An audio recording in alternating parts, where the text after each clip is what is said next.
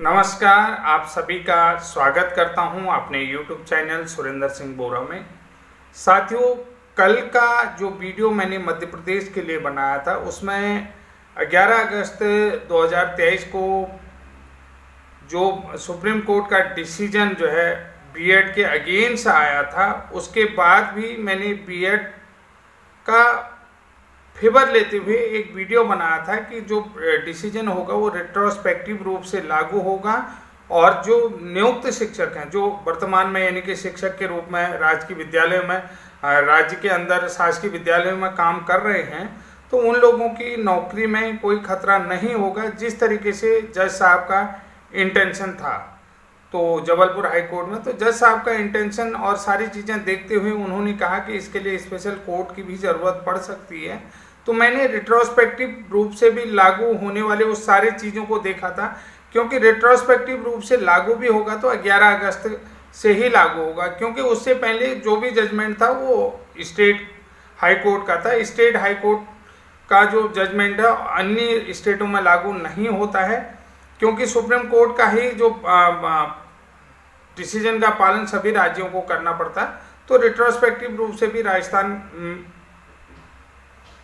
के जिस जजमेंट को रखा गया है, तो उसमें जो है कि सुप्रीम कोर्ट से जो फाइनल डिसीजन आया तो वो 11 अगस्त से ही लागू होगा।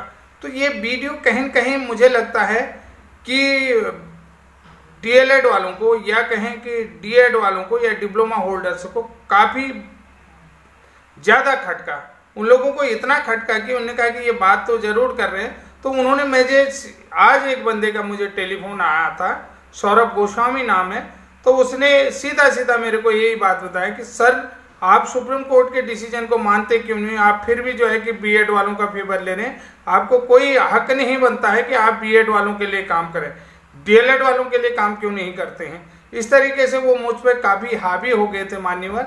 बाद में मैंने कहा कि देखिए, कोर्ट सभी के लिए खुली रहती है और कोर्ट जाना सभी का संवैधानिक अधिकार है। आप अगर आपको लगता है कि आपके साथ कहीं भी इनजस्टिस हो रहा है तो आप जो है कि आपके पास संवैधानिक अधिकार है, कोर्ट में जा सकते हैं, इसके लिए आप स्वतंत्र हैं। तो महोदय जो है कि थोड़ा सा मेरी बात को समझने से इनकार करने लगे। तो उन्होंने बार बार मेरे को कई चीज़ों में घसीटने की कोशिश करी। तो बाद में मैंने उनको अच्छी तरीके से समझाया कि बोले कि ब्रिज कोर्स भी कहीं देश में हुआ नहीं है। बाद में उन्होंने एक्सेप्ट किया है कि ब्रिज कोर्स हुआ है। जब मैंने काफ़ी अच्छे तरीके से उनको चीज़ें समझाई और चीज़ों को बताया, तो बाद में उन्होंने बताया कि बिल्कुल आप स्वतंत्र हैं, अपने राइट के लिए जा सकते हैं। उनका जो ऑडियो रिकॉर्डिंग है वो मैं नेक्स्ट वीडियो में आपको ज़रूर दूंगा, कि हो सकता है कल तक वो वीडियो भी आपके पास आ जाए कि किस तरीके से वो आर्गूमेंट कर रहे थे। तो पहले मैंने उनकी रिकॉर्डिंग नहीं करी थी, बाद में जो है कि रिकॉर्डिंग करी। तो साथियों, आज जो है कि महत्वपूर्ण जानकारी, क्योंकि फिर से मैं जो है कि बिहार को लेकर के आ रहा हूँ, लेकिन मध्य प्रदेश के नवनियुक्त शिक्षकों को इसके बारे में बता दिया था कि जो आरटी एक्ट के अंतर्गत आरटी की धारा 23 की उपधारा 2 है, वो एक फंडामेंटल राइट है। जैसे बहुत सारे जो है कि डीएलएड वाले सोचते थे कि फंडामेंटल राइट में हमारा ही अधिकार है, बीएड वालों का कोई अधिकार नहीं है। अगर बीएड वाले फंडामेंटल राइट का उपयोग कर रहे हैं तो इसका मतलब है कि हम जो है कि बच्चों के मौलिक अधिकारों का हनन कर रहे हैं, और मतलब कुल मिलाकर के फंडामेंटल राइट का उपयोग करना, बीएड वालों को ऐसा लगता था कि हम मौलिक अधिकारों का उल्लंघन कर रहे हैं। तो साथियों, आज भी वही फंडामेंटल राइट की बात करूंगा जो जिस फंडामेंटल राइट का उपयोग बीएड वाले कर रहे हैं, और कहीं न कहीं जो है कि डीएलएड वालों के लिए वो बड़ी परेशानी का विषय हो जाएगा। चाहे उसको जो है कि आप समानता के अधिकार की बात करिए या किसी अन्य मौलिक अधिकार की बात करते हैं, तो उसमें जो है कि वो उनके लिए मुसीबत बन सकता है। तो आइए बात करते हैं कि डिटेल क्या है बिहार से। बीएड वर्सेस डीएलएड विवाद मामले में बिहार सरकार की तरफ से जो सुप्रीम कोर्ट में प्राथमिक शिक्षक भर्ती में बीएड शामिल होने को लेकर जो याचिका लगाई गई है, एसएलपी लगाई गई है, जिसका नंबर है 22049/2023, जिसकी सुनवाई 9 अक्टूबर को कोड नंबर 7 आइटम नंबर 32 में होगी। तो इसी मामले में थोड़ा सा आज अपडेट ले लेते हैं। अपडेट क्या है कि अपडेट तो बहुत पहले ही मैंने आप लोगों को बता दिया था, वीडियो बना करके डाली है, लेकिन उस चीज़ को बहुत कम लोग समझे। क्योंकि जैसे जैसे वीडियो वायरल हो रहे हैं तो लोग उन चीज़ों को समझ रहे हैं। जैसा कि आप सभी जानते हैं, इस समय पूरे देश की नज़र जो है सुप्रीम कोर्ट का जो बिहार से केस लगा है उस केस में, यानी बिहार सरकार द्वारा सुप्रीम कोर्ट में जो डाली गई याचिका है उस एसएलपी पर है। तो सरकार की तरफ से 320 पेज की जो एसएलपी सुप्रीम कोर्ट में लगाई गई है, तो उसमें कितना दम है, सभी की नज़र उसमें बनी हुई है। क्या सरकार इस केस को फिर से क्लेरिफाई करवा पाएगी? क्या सरकार बीएड को प्राइमरी में शामिल करवा पाएगी? इन सभी चीज़ों में आज हम बात करते हैं। और सरकार ने जो 16 पॉइंट हैं उनमें सबसे महत्वपूर्ण तगड़ा पॉइंट क्या है, ये कौन कौन से पॉइंट हैं और उस पॉइंट में कितना दम है, क्या बीएड छात्रों की जीत सुनिश्चित की जाएगी। तो दोस्तों, मैं आप लोगों से कह रहा हूं कि मैं आप लोगों के लिए महत्वपूर्ण वीडियो ला रहा हूं, तो आपसे पुनः निवेदन करता हूं कि जो लोग मेरे चैनल में नए हैं तो प्लीज़ चैनल को सब्सक्राइब करिए और ये वीडियो हर व्यक्ति तक पहुंचे। वीडियो को शेयर करने का प्रयास जरूर करिएगा, क्योंकि शेयर करने से ही जो बंदा मुझे धमकी देने लग गया है टेलीफोन के माध्यम से, तो सोचिए कि कहीं न कहीं उसे लगता है कि मैं वीडियो सही बना रहा हूँ और सही बात कर रहा हूँ। सौरभ गोस्वामी नाम का व्यक्ति है जिसका मुझे कॉल आया था और जो मुझसे बहस करने लगा इस बात पे। तो यही बात मैं आप लोगों को बता रहा हूँ कि अब देखिए, राजस्थान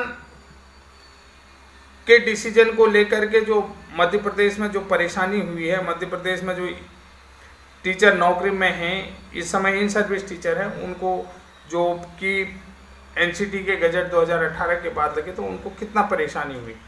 तो यहाँ पर देखिए, बिहार का जो महत्वपूर्ण पॉइंट है, आर्टिकल 23 की उपधारा 2 है। उस उपधारा में मैंने कहा कि देखिए, जब सीधी सी बात बताऊं कि जब आरटी की धारा 23 उपधारा 2 के तहत बीएड वाले कंसीडर करे ही नहीं जा रहे हैं, तो ये फंडामेंटल राइट किस बात का है।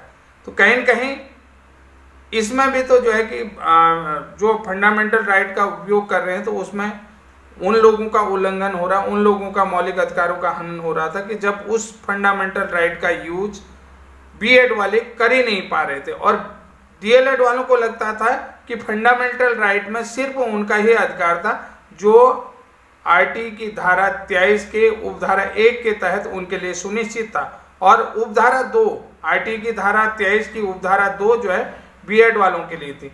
तो बीएड वाले जब उसमें कंसीडर ही नहीं हो रहे हैं तो बीएड वालों के लिए वो फंडामेंटल राइट बनाने का क्या फायदा, सीधी सी बात बता रहा हूँ। तो यहाँ पर क्या था कि जो पॉइंट बिहार की तरफ से उठाया गया है, because the state of Bihar has already approach the central government seeking relaxation under section 23 subsection 2 of the Right to Education Act 2009 कि शिक्षा के अधिकार अधिनियम 2009 के तहत आरटी की धारा 23(2) के तहत रिलैक्सेशन की बात इसमें कही गई है।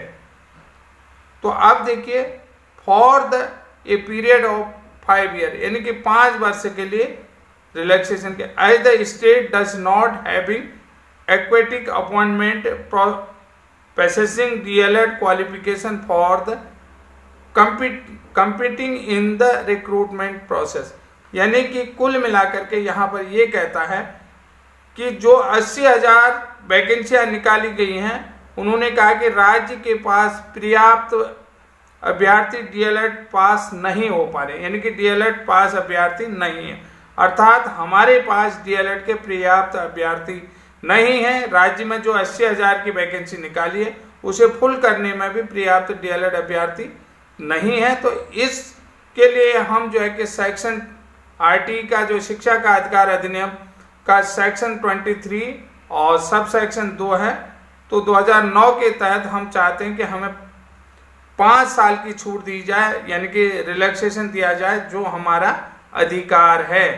तो ये जो है कि बहुत महत्वपूर्ण पॉइंट है, और अगर इस महत्वपूर्ण पॉइंट को जो है कि बिहार गवर्नमेंट साबित कर लेते हैं, निश्चित रूप से सुप्रीम कोर्ट की तरफ से उन्हें राहत मिलेगी और 5 साल की छूट दी जाएगी, क्योंकि इन्होंने ये चीज़ कह दिया है कि हमारे पास जो 80,000 वैकेंसी निकाली उसमें डीएलएड वाले कैंडिडेट अभी जो है कि नहीं मिल पा रहे, पास नहीं हो पा रहे, इसलिए हम चाहते हैं कि आरटीई के सेक्शन 23 सब सेक्शन 2 के तहत हमें जो है 5 साल का रिलैक्सेशन दिया जाए, जो हमारा फंडामेंटल राइट है।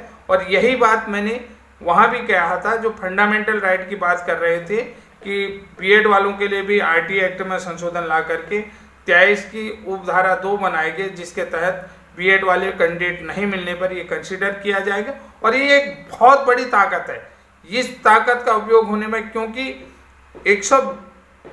320 पेज के जो एसएलपी सुप्रीम कोर्ट में बिहार सरकार की तरफ से लगाया गया, तो जो 16 पॉइंट हैं, 16 पॉइंट में सबसे महत्वपूर्ण पॉइंट ये है, यानी कि कुल मिलाकर के डीएलएड वाले ये ना समझे कि जो मौलिक अधिकार हैं वो उन्हीं के लिए बने हैं। ये मौलिक अधिकार बीएड वालों के लिए भी बने हैं। जिन मौलिक अधिकारों का आप उल्लंघन कर रहे हैं, जिस समानता के अधिकार का उल्लंघन करना चाह रहे हैं, तो वैसा नहीं हो पाएगा। ये लोग भी जो है कि कोर्ट जाने के लिए स्वतंत्र हैं, और ये इनका कोर्ट जाना जो है कि न्याय के दरवाजे को खटखटाना, न्याय के मंदिर में जाना, इनका भी संवैधानिक अधिकार है। इस संवैधानिक अधिकार से आप नहीं रोक पाएंगे। और जो डीएड वाले साथी, जो लोग मुझे कह रहे हैं कि आप मध्य प्रदेश के लिए बीएड वीडियो नहीं बनाएंगे, मध्य प्रदेश के लिए मैं वीडियो बनाऊंगा, और रिसर्च की बात आए तो महत्वपूर्ण पॉइंट निकल करके बाहर आएंगे। आप मुझे मध्य प्रदेश बीएड नियुक्त शिक्षकों के लिए वीडियो बनाने से नहीं रोक सकते हैं। मैं वीडियो बनाते रहूंगा। तो आज का ये महत्वपूर्ण अपडेट था। तब तक के लिए साथियों, जय हिंद, जय उत्तराखंड।